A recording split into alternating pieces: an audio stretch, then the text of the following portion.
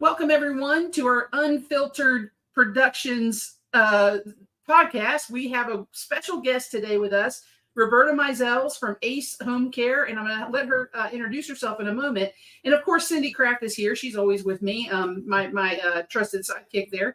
And we're talking today about a situation that occurred in Roberta's agency that she shared with us that we thought was absolutely spot on for some of the use of some of the education that we provide. So thank you, Roberta, for being on here. Can you introduce yourself a little bit and tell us a little bit about yourself? Sure. I'm Roberta Mysels. I serve several positions here because I am one of the owners of the agency. There are three of us. And I am also the administrator and the CFO. So lots of money. So I have my hand in a lot of the different aspects and pots. And Ace Home Healthcare, we serve a rural-ish community where our agency is actually set about 30 miles outside of Grand Rapids, Michigan. But we actually do go down and step our toes in the Grand Rapids water. So we serve a little bit of regular suburban communities and also the rural. Every once in a while, another agency will try and come up here and serve the people, and they're just too citified. So we've been here for 20 years in the same spot. So that's those are the basics. So Roberta, you reached out to us because you were concerned about the quality of the documentation coming from your clinicians. And we know that that's not really unique. We know that especially as we see the increase in ADRs and TPE, people look at the documentation and go, okay, we got to do something better. And I'm always a big fan of being proactive. We can help agencies when they're already in TPE or ADR trouble, but I'm always happier when someone says, I think there's something going on. I want to really work on this. But having been in this space now I figured it out the other day, my 30th year in home health, documentation has been a problem for a while. And we've really tried to make resources, educational things about this. But sometimes I get concerned, especially as the content presenter, of what happens after that. Because we know that documentation is not a popular topic with clinicians. They don't want to do it. We know that people choose to become nurses or therapists because they want to help people. They don't want to document. And it becomes a journey of, well, what do you want? Well, then I get a different job. Well, you tell me I need to put this. Oh, then don't do this, put this. So I think we get disengaged clinically and get more to well, tell me what you want then. And so when we do education, we try to make it interesting and engaging, but we also know that at times the audience itself is less than enthusiastic. And so what we see sometimes is an agency will say, I want education.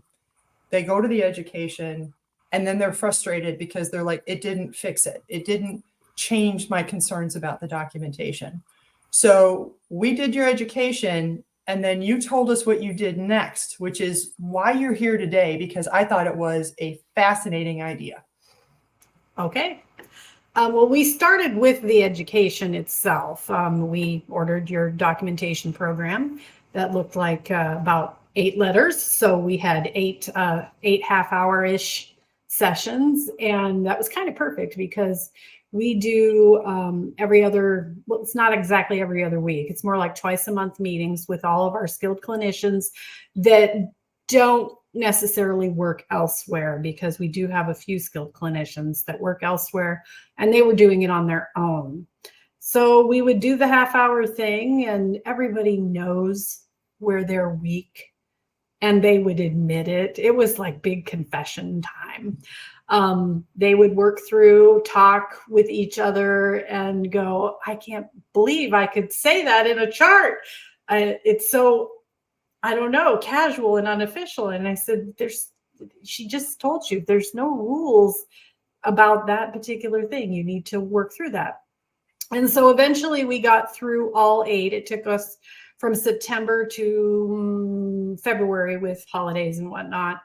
I said, okay, so we're going to have these charts audited. You've finished the program. There's been a few weeks, and we're going to see if you learned anything and applied it to your charting. And of course, there was a lot of eye rolling. And oh my God, I knew you were going to do something.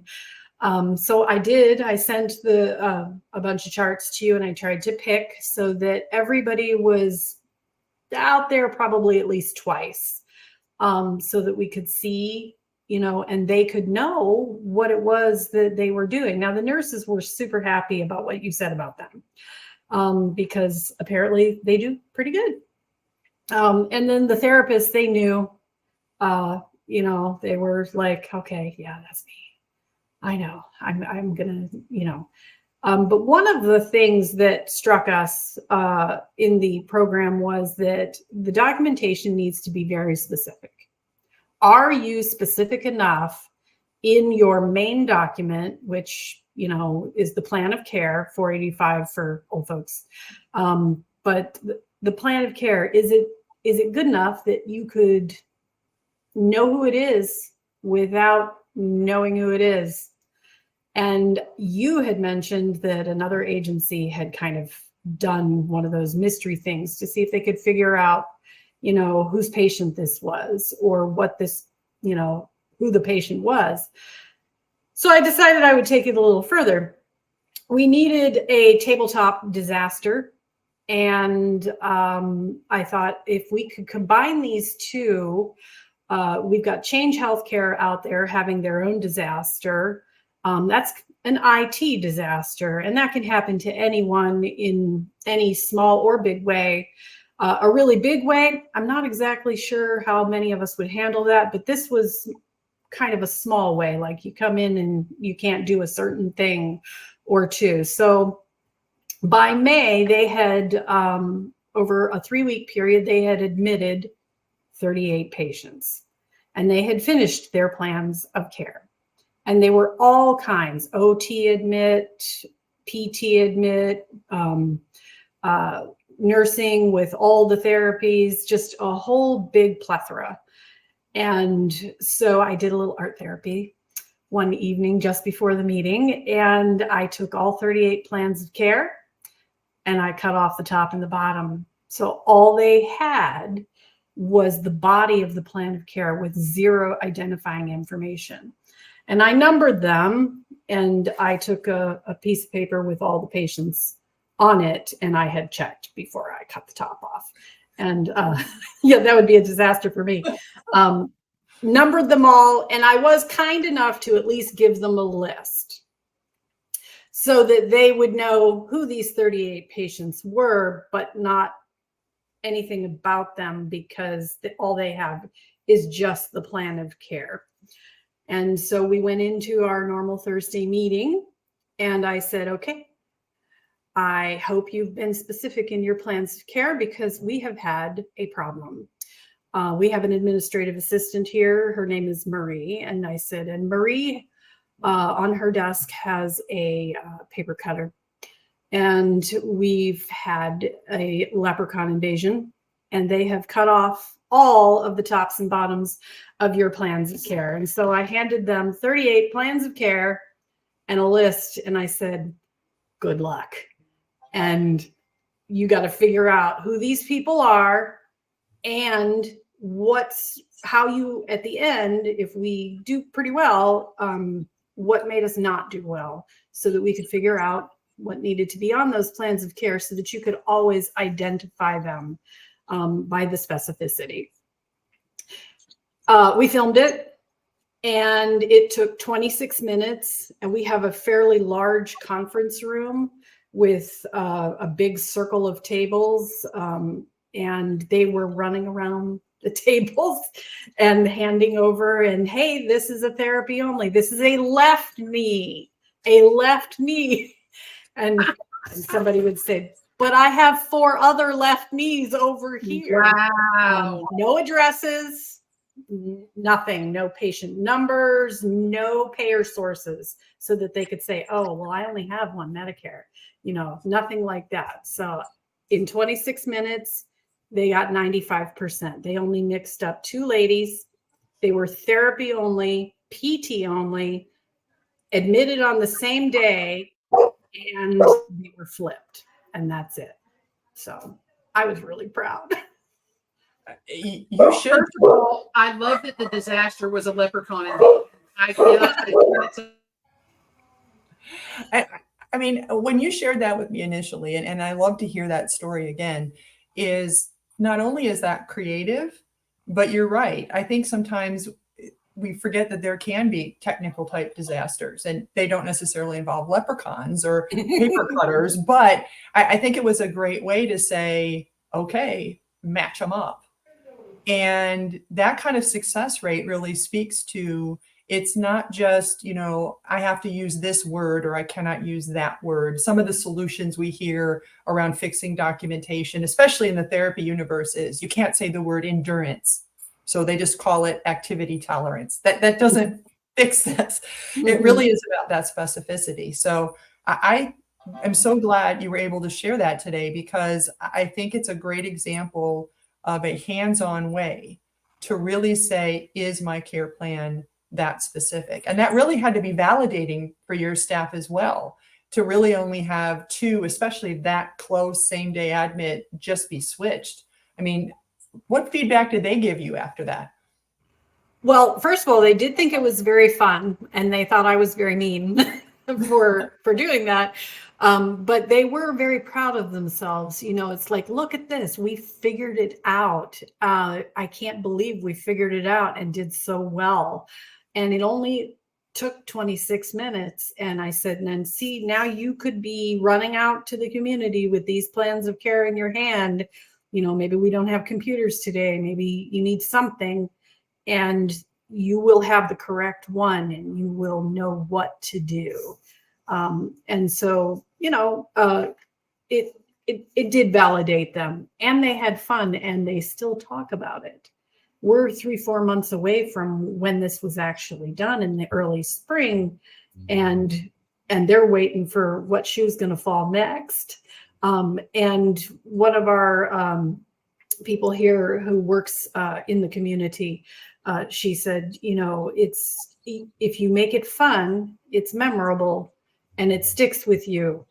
And they did give each other lots of ideas. It's like, so-and-so, you need to put more stuff in here. Otherwise, we're never going to know your left knees and your right knees that are all on the same day.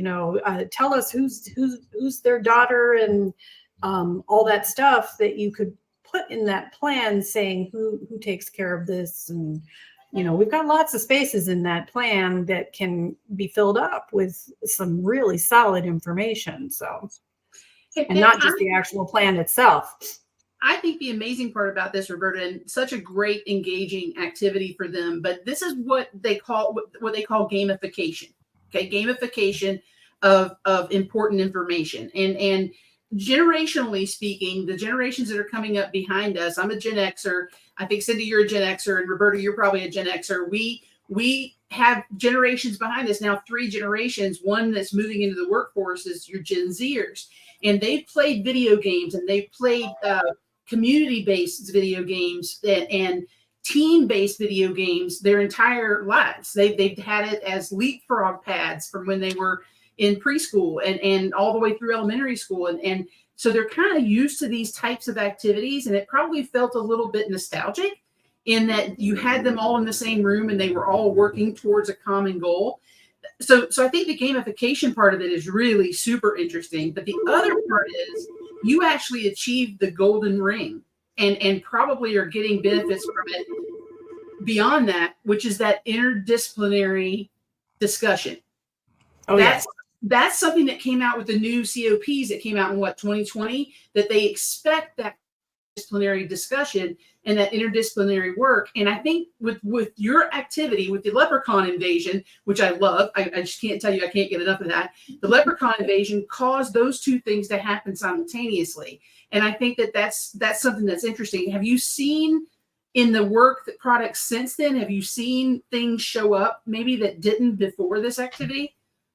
Yes, they are very specific, and there's a lot more little little details in there. It's not just about the plan. There's other things on the plan that help you know more stuff about the patient, like why are they homebound?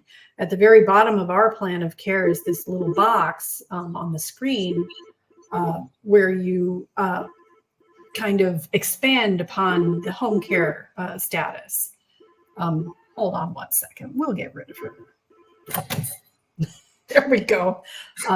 You expand upon the home care or homebound status and you tell key things, and they've been doing a lot of that. We have it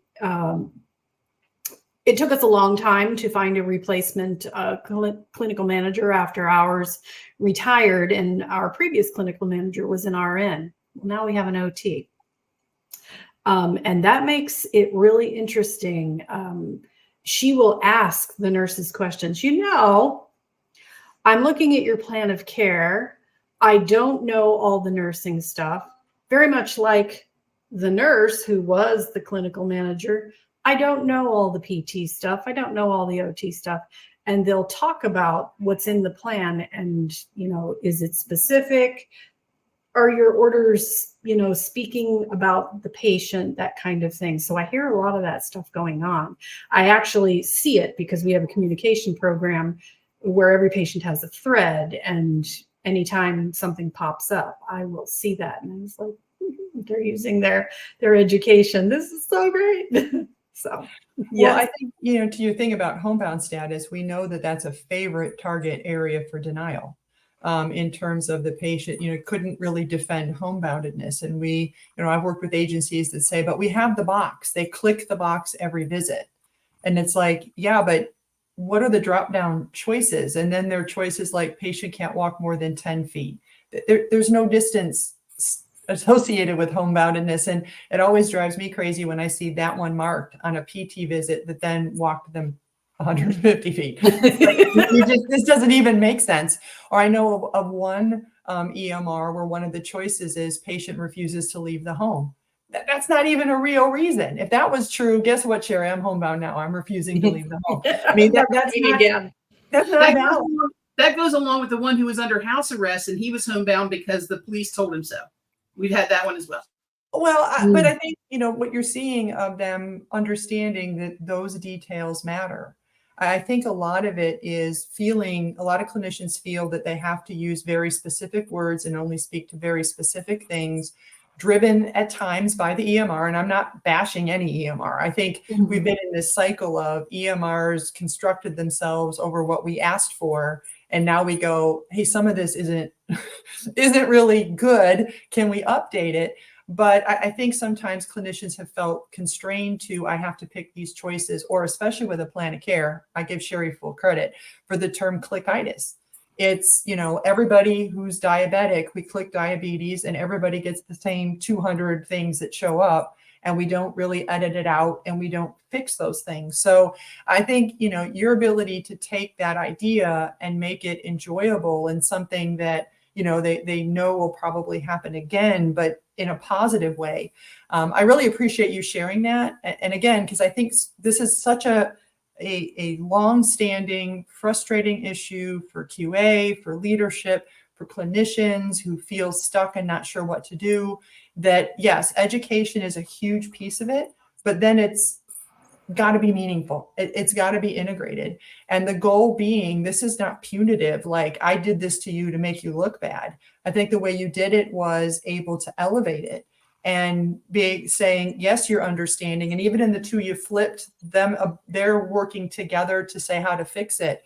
Is like Sherry said, it's a multitasker. You've got issues related to collaboration in there. You've got all of it. So I really appreciate, I know when you introduced yourself, you have multiple hats and your phone has been ringing and you have many things to do.